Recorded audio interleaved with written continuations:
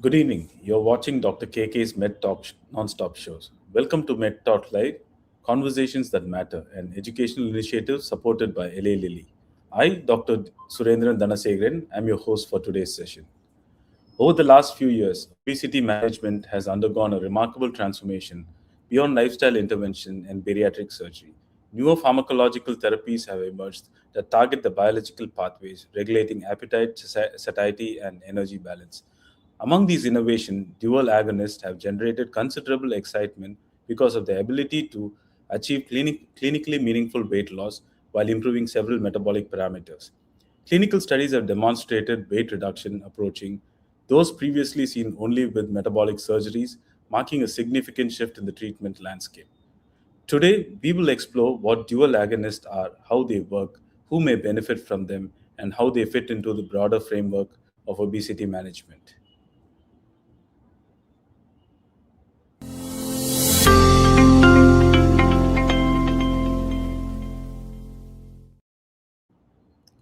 Here are today's key updates on obesity.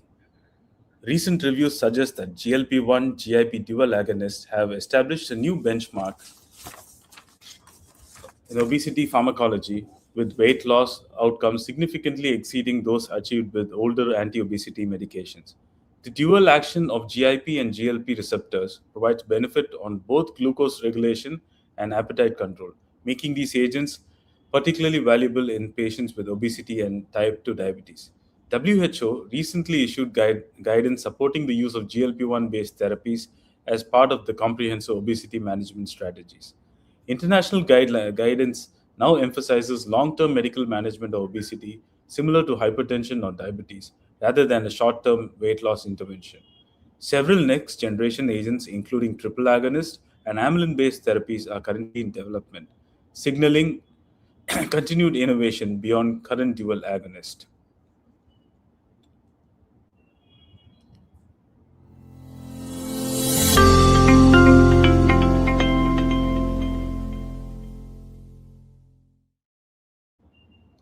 Let's go to the topic of the day.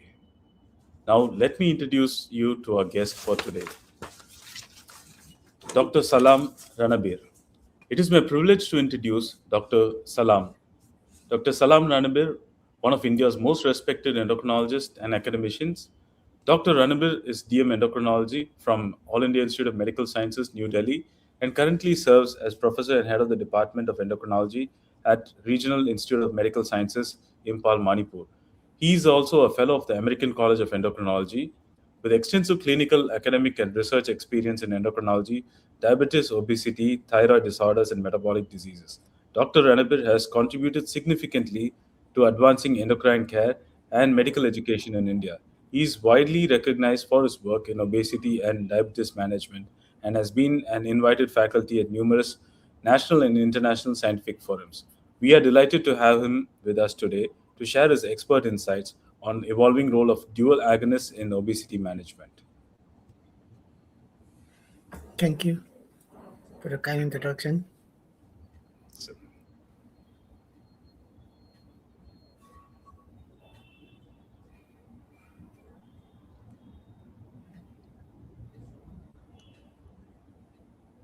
so what are the dual agonists in simple terms? So, in endocrine, we deal with hormones. Like insulin is a hormone secreted by the pancreas, and another that is insulin a hormone secreted by the glucagon. There's also secreted by the pancreas, and like that, there are many hormones secreted by various endocrine glands like thyroid, adrenal, gonad. So these hormones they are released into the bloodstream and from the endocrine glands, and they reach the target tissues or organs where they act on certain receptors.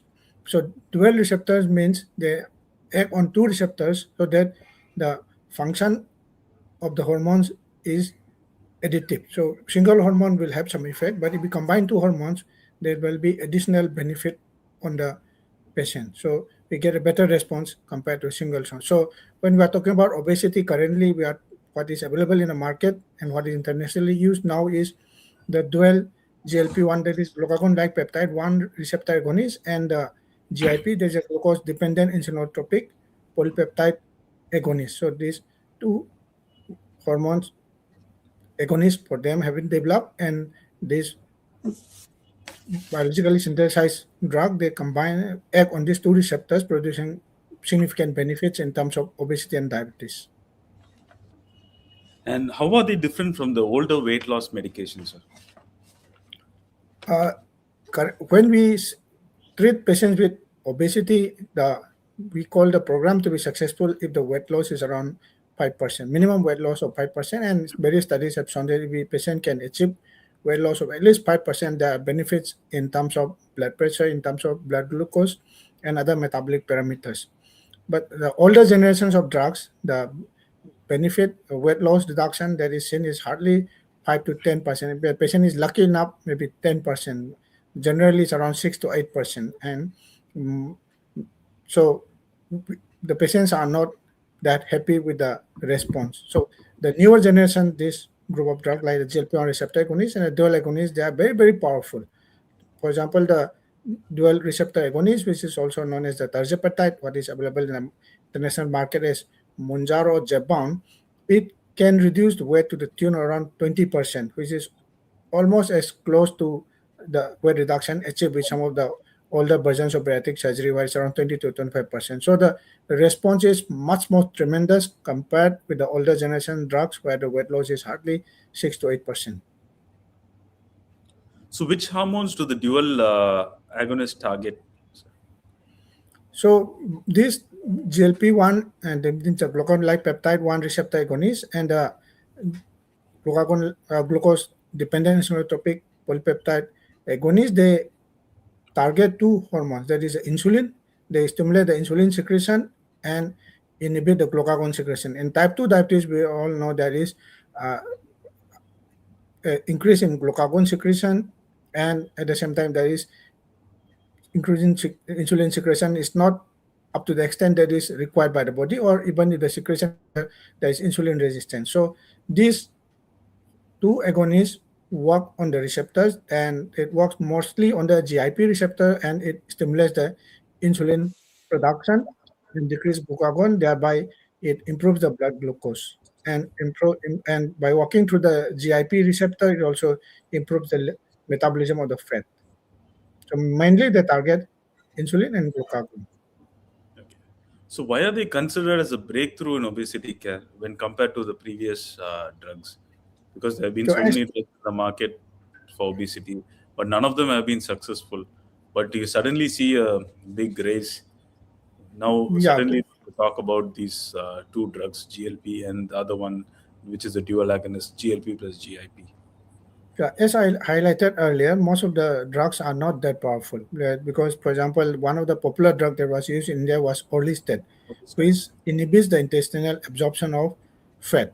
So the effect is not that great. It may be around 6 to 8% weight reduction, and there are certain issues with this because it can lead to fecal incontinence. Oily stool leakage can be there. If the patient is not adapting to the dietary modification, if they continue to take a lot of fat with this drug, there'll be leakage of stool, and there'll be abdominal cramps. Even there can be kidney stones also. Oxalate stones can also be there, and mm, there are other issues. Like, for example, other drugs like the what is used is an your pentoramine. They can increase the heart rate. There can be even suicidal tendencies. We have issues with some other older drugs like rimonabant at one time was popular. There was suicidal tendency, so it was not used. And this phentermine cannot be used in patients with uncontrolled hypertension. And there topiramate is another drug which cannot be used in patients with history of seizures. So all those major side effects are there, like they can produce dizziness, drowsiness, all those issues are there. But so these older drugs are not that powerful. At the same time, they produce many unpleasant side effects which the patients are not compatible with. The new generation of drugs, they are quite powerful in terms of weight reduction, and the amount of weight reduction is so robust that there can be even reversal of diabetes mellitus. So patients, if they can lose weight by around 10 to 15% from baseline within 5 to 6 years of diagnosis of diabetes mellitus, there can be reversal of diabetes mellitus, meaning they can be off all the diabetic medications for several years. Even they can be off the BP medications because of the good benefit in terms of blood pressure, also by lowering the body weight and also by its effect on the blood vessel. So and others and a beautiful thing about this drug is that the side effects are mostly GI side effects, means related to the gastrointestinal system like nausea, vomiting, constipation, uh, maybe diarrhea, and we don't have any major very serious side effect. Very serious side effects with these drugs are very rare, and they are very powerful with minimal side effect. That's why this drug has become so popular. If I remember correctly, in India, within its launch, within the first 6 months, it came a 100 crore brand.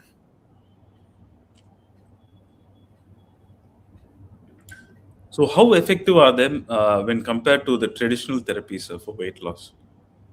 A traditional therapies, as I have been telling again, because the first for weight loss, the first thing what we usually advocate is lifestyle modification, diet and exercise. Yeah, I would like to spend some time because we always say the patient to do exercise, but exercise alone is not enough to reduce weight because various studies have shown that to reduce weight, there should be a calorie deficit of at least 500 to 750 calorie deficit either from the diet or patient has to burn up that much amount of calorie Calorie. or energy has to be they have to spend.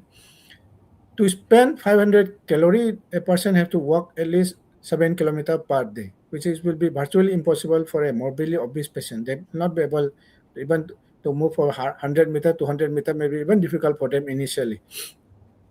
And the dietary restriction, it's easier to preach than but difficult to practice because we human being, I like to stress again, we enjoy food. We don't eat Yeah. protein, fat, carbohydrate. We love food. We enjoy the taste of food. And there's something called hedonic eating reward system. That's why we love the food which tastes better. Like the fast foods, we like it better because they taste better. Otherwise, for survival, if we can take protein, carbohydrate, and supplement, that may be enough. But nobody will be able to survive with that because that doesn't taste good. So we want enjoy the taste of food. So asking the patient to restrict food to a lot of restriction is difficult, but if we advise properly the portion control, it may be better for them to follow. And even studies have shown that with dietary motivation alone also the weight reduction is hardly 5 to 6%. Maybe if they're very good, doing very well, my 5% weight reduction. And with the older generations, like those drugs were highlighted earlier, early stage weight loss is around 5 to 6%. With um, penteramine, it has been approved for long-term use because of this side effect like increase in the heart rate, increase in blood pressure. Though combined with another drug that has been approved, but in India it's not used. In India, what is currently available and approved is orlistat, liraglutide, semaglutide, and this tirzepatide dual agonist. And these dual agonists, they are so powerful. The weight reduction with even the low dose of this drug by 5 milligram is around 15%. With the maximum dose, if the patient can tolerate, with 15 milligram, the weight loss has been seen to be around 20% average weight loss. But some of the patients even lose weight more than 25% in the studies. So, are they injectables or oral medications? Currently, the dual agonists are injectable, and but the advantage, the beautiful thing about this group of drug is that it can be injected once weekly, not daily injection, which nobody likes because injection is something which nobody likes. People are happy, ready to take pills. Pills counts countless number of pills, but nobody likes injection. If we say insulin, people, I have seen people literally cried on my examination room when we say let's start insulin. So there's a needle phobia or maybe insulin phobia is there, but these drugs once in a week with a very short needle. But what we have to do is we have to gradually build up the dose from a low dose once weekly, increase every 4 weeks to the maximum tolerated dose. So it approved dose is 15 milligram, but various studies have shown that we need not go for the maximum dose also. But what is maximally tolerated by the patient, if it is crossing 5 milligram, more than 5 milligram, it should give a good response. By 5 milligram, around 15% weight loss has been seen. So, what are the major side effects in your practice? So the major side effect, as I highlighted earlier, is mostly the gastrointestinal side effect that is related to it will be nausea because these drugs, how they work is they decrease the appetite, they decrease the craving. So if we start at a higher dose, there will be definitely nausea. Patient can land up in the emergency with nausea and vomiting. So that is a major side effect: nausea, vomiting, constipation. There can be some diarrhea. Otherwise, there are very very rare side effects like medullary thyroid carcinoma has been reported in animal studies, but in human studies there is no such report. But as nobody is going to take a chance on that, that's why in a patient with family history of medullary thyroid carcinoma is not yet approved. Otherwise, in terms of other major side effect, pancreatitis, it's still debatable. There are some studies which have shown that there is slight increase in pancreatitis. Again, it's debatable. Many other studies that many other people are telling doesn't cause, but still, if if the patient develops pain of the man while on this therapy, we need to stop the medication and evaluate for pancreatitis. And so these are the only serious side effects. But most of the side effects are mild and can be tolerated by the patient if the patient can follow the dietary modification and follow the dose schedule. Go slowly. There's no hurry in using this drug. If they are aggressively titrating the dose, they can land up in trouble with nausea, vomiting. So, who should we consider for a dual agonist therapy, in your In view? India, as far as the approval by the Central Drug Committee is that any adult with with BMI more than 30, this drug can be used, or those with BMI more than 27 with any obesity-related comorbidities like hypertension, diabetes mellitus can also be used. And this drug can be used in patients with type 2 diabetes. Actually, this drug was developed for the management of type 2 diabetes. But in the studies, it was found that there is weight loss with this drug as a side effect. So taking advantage of the side effect of the drug, it has been used as an anti-obesity medication. So any patient who is on type 2 diabetes uncontrolled, and with the recent guideline for the management of type 2 diabetes is that any patient, irrespective of the baseline blood glucose, if the patient is having history of atherosclerotic cardiovascular disease, the recommendation is to start a GLP-1 receptor or dual receptor agonist, which has got a proven cardiovascular benefit. So blood glucose control is not the important thing now, though it is very important, but which drug we are using and controlling the blood glucose is also very very important now. So in patients with heart failure also, this drug, we have studies have shown that they are beneficial in patients with diabetes and obesity. And in terms of kidney also, it can slow down the renal failure. That's why this drug can be used in such patients with diabetes, with comorbidities like atherosclerotic cardiovascular, meaning heart attack, stroke, or those having chest pain, shortness of breath, then any patient with kidney failure, patients with, even there are studies showing that it is beneficial for the fatty liver disease, a simple layman's term called the fatty liver disease. And in US, it has been approved for the obstructive sleep apnea, where patients snores a lot at night time, and the apnea hypopnea index, the snoring has been improved by the use of this drug.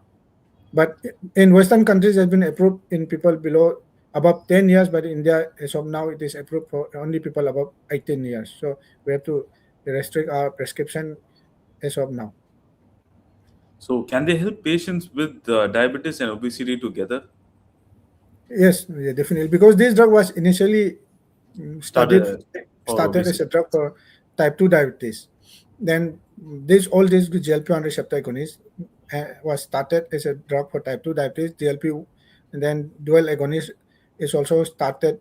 First studied as a drug for diabetes. It showed good benefit, A1C reduction of 1.5 to 2, almost, even some of the studies more potent than insulin. Insulin should be the most potent drug, but in studies, why it was more potent is because insulin can cause hypoglycemia, low blood glucose, which is one of the limiting factor in the use of insulin.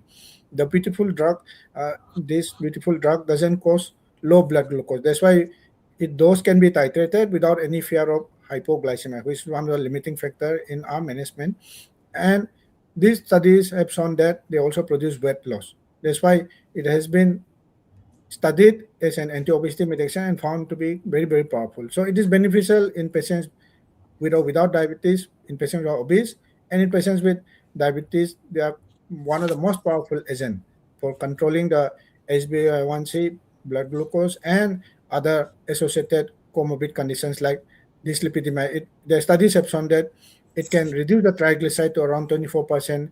It can reduce the blood pressure by around 6 millimeter mercury, and increase the LDL, uh, decrease the LDL. So there are many good things about these drugs.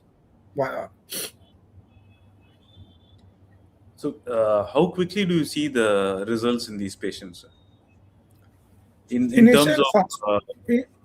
weight loss and in terms of reduction of HbA1c? HbA1c, let me answer the first HbA1c part first. HbA1c is being a measure of the average blood glucose in the last 3 months. So we'll not be seeing response very quickly. So we'll be seeing by 2 to 3 months, because there will be carryover effect of the high blood glucose that was there before. So though the last 1 month is the most important one in the calculation, but then there will be carryover effect. So we'll see the good response by around 3 months, but we'll see the reduction in fasting blood glucose as quickly by around 2 to 3 weeks. Fasting blood glucose will drop because of the decrease intake, decrease in inflammation. In terms of weight loss, the first 1 week, where is the it is I won't say it is it will produce a significant effect, because it'll be just for the body to adapt to the drug we are giving with a low dose. For tirzepatide, a dual agonist, the 5 milligram meaning we will be reaching the full dose of 5 milligram by the end of 2 months. So by around 8 weeks to 16 weeks, we'll start seeing the measurable change in the body weight, and the maximum body weight change is usually seen by around 60 to 72 weeks. In most of the studies, by 60 weeks, 72 weeks, the maximum weight response can be seen. But as early as 8 weeks to 12 weeks, by 2 to 3 months, they will see some mm, measurable change in the weight. So, are these drugs safe for a long term use? As of now, there are more than 2 year studies, and it has been shown to be quite safe. And obesity, we all know, for a very long term studies are not there as of now with obesity. So, and this drug has not been in the market for not that long. So, we are talking about a very long term, 5 years, 6 years data. We don't have that much robust data. But obesity, what we should remember, is a chronic relapsing disease, because studies have shown that once we stop the therapy, by around 1 year, two-thirds of the weight loss will be regained. So it has to be continued unless the person can strictly follow the dietary regimen modification and do exercise sincerely. They will regain the weight. There is no way out. So it has to be continued for a long term.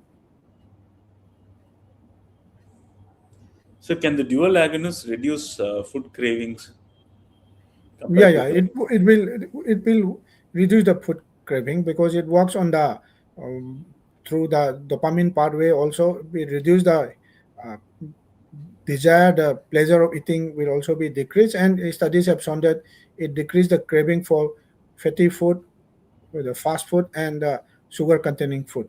Or even there are even reports that it can reduce the craving for alcohol also. Okay.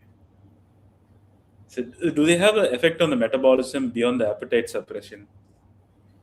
Yeah, as I've already mentioned, it also reduced the triglyceride to the tune of almost 24%, and there are some data that it can activate the brown adipose tissue. In human being, brown adipose tissue comprises a very small percent, less than 0.5% of the body weight, and it is mostly around the neck and the upper torso. And there are studies which have shown that it can modify the white adipose tissue to the brownish adipose tissue, and Burning uh, of fat. brown adipose tissue helps in better utilization of the calories. There will be more burning of the calories, so person can lose weight.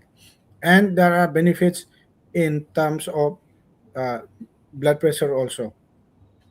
So around 6 millimeter mercury reduction in blood pressure also, and it can also re- remove out the fat from the liver. So fatty liver also is improved. So not only it is just reducing the body fat, but it's also improving other parameters like the cholesterol, blood pressure. But one thing we need to remember, what I look to highlight, is that the persons have to eat a lot of protein when using this mm, group of drugs. Otherwise, because of the poor intake, they will lose not only the fat mass, but there also will be some degree of muscle loss. So there has to be good protein intake, at least 1.1 to 1.5 gram per kg per day. Protein intake should be there minimum, and there should be resistance exercise, means weight bearing exercise, or with the using the body weight like push up, pull up, whatever, or using the resistance band at least 2 to 3 times in a week. Weight bearing exercise also is to be done. Otherwise, studies have shown that out of the 100% weight that is lost, 80%, 85% will be from the fat, and 10 to 15%, or up to 20% maybe from the muscle mass. And once muscle mass is lost, it's very difficult to regain the muscle mass unless person do a lot of physical activity. So to prevent or reduce the at least the reduction in the muscle mass, high protein intake, and weight bearing exercise, whether with a resistant band or using the body weight, has to be done. So, are they affordable and accessible? In terms of accessible, it is freely available in India. Even in my part of the country, a small town in a hilly state where the communication is not that great. Even it is available in my part of the country, I'm also using this. Only thing is a bit costly as of now, because it is not top level. It is marketed by Eli Lilly or co-promoted by Eli Lilly along with Cipla. So the price is the only major issue as of now, because the 5 milligram, lowest dose 2.5 milligram will cost around 13,000 per month, and the highest dose 15 milligram will cost around 25,000 per month. So price is a big issue in in resource limited places like small towns, and maybe in big cities, metros, where a lot of rich people are there, they can afford. But affordability in small towns like ours is a little bit of issue. Otherwise, the older generation, like the single agonist, GLP-1 receptor agonist, his price has been reduced drastically after the up level. But this one, it will take some time, because up level, to be up level, it will take minimum 15 years. There's a usual time period for the patent to be off. So we have to wait till then. Price as of now is a bit on the higher side.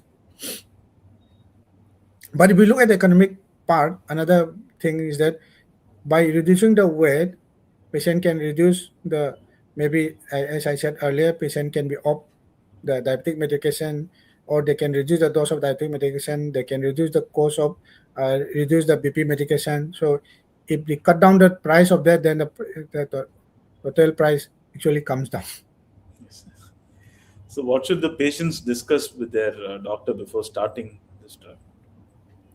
So if this particularly start with a female patient, if the patient is a female, then they are not supposed to conceive while on this drug, because animal studies have shown that there can be some harmful effect on the baby. So there's and they should not conceive for at least 3 months or 2 to 3 months after stopping the therapy. Or if they are using contraceptive, they should be increasing the dose of the contraceptive for 4 weeks, or every time when the dose is increased, because with the slowing of the gastric emptying, the absorption of the contraceptive also can be impaired. So they need to use another method of contraception, maybe the intrauterine device, or they go for the condoms. Another thing is, if there is a family history of thyroid cancer, like medullary thyroid carcinoma, though it's a uncommon type of thyroid cancer, not that common. The commonest thyroid cancer is papillary thyroid carcinoma. Around 80 to 90% is papillary thyroid carcinoma.